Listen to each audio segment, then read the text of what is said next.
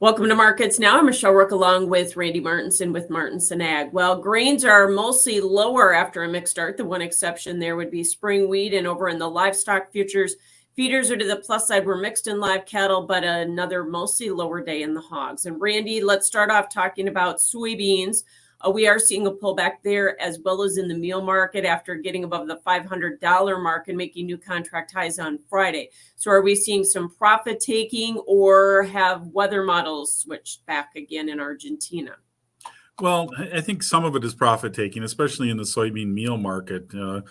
Trading above $500 and seeing the highest prices in 8 years. I think that has brought some selling into the meal. I think soybeans, it's a combination of the weather. I mean, right now we're looking at the next 5 days being hot and dry for Argentina, then rain moving in for the weekend. Looks like the 6 to 10's got a little bit more rain in it, but that forecast is likely going to change going forward a few more times. But I also think there is a little escalation in the tensions between the U.S. and China after this weekend's balloon incident, and I think that's adding a little bit of pressure as well.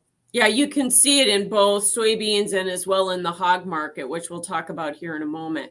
So the corn market, we traded both sides as steady here, and we're kind of caught, at least initially this morning, between soybeans going lower and wheat going higher. But that market has been pretty range bound anyways, hasn't it?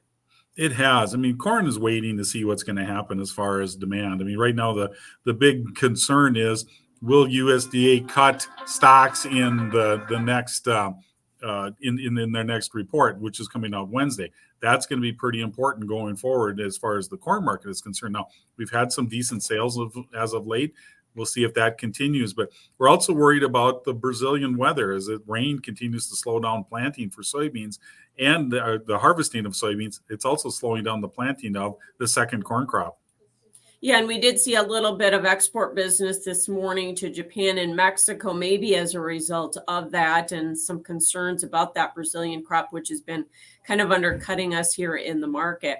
What about this wheat market? We started off with a little strength there. HRW wheat is back to the plus side. The other two classes are lower. What is that market doing right now? I know we've got some spread trade going on, but we also are watching what's going on with the moisture, with the war. How are we sorting through all of that?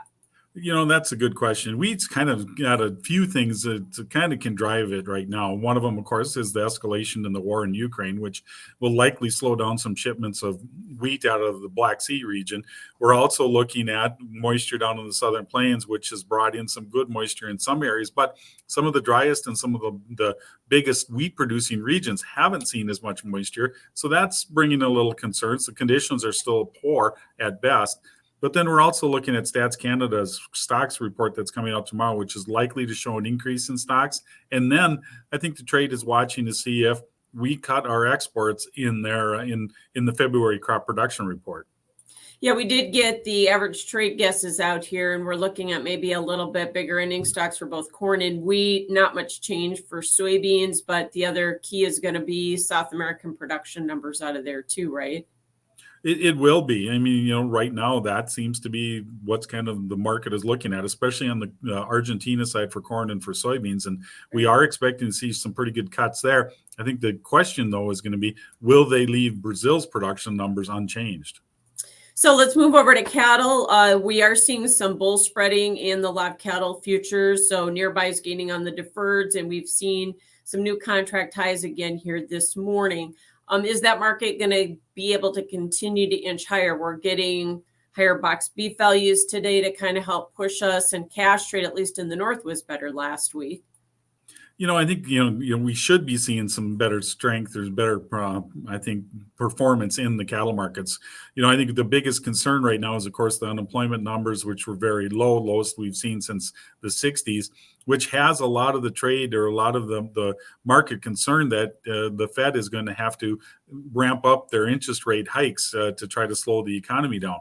Now, we'll see if that comes into play. It'll be another 6 weeks. But in that time frame, I think we have to ration what little supply that's out there for the beef. And that would mean that we'd have to hold these prices or go higher. Okay. And what about the hog market? We mentioned early on, hogs down this morning here, triple-digit losses. And some of that is tied to these concerns about China tensions again. Yeah, it is. I mean, it seems like, China is the biggest player in the hog market, and our exports to them, we're pretty dependent on it. Right now, we're not seeing that take place, and this is going to just uh, put off, or at least hold off any more new demand going towards China. So I think that's the bigger share. And then we continue just to see, I think the pile-on effect in the hog market is that market's on the defense, and it just can't seem to shake it. Yeah, it seems like the funds want to basically sell every little uptick that we get here right now. Yeah, that's right. Every recovery is met with selling, and that's kind of the opposite that we're seeing in the grains, where so far every little bit of decrease has been met with buying. Okay, let me ask you quick about outside markets with the China tensions. Do you think that's having an impact here on the lower equities and the higher dollar?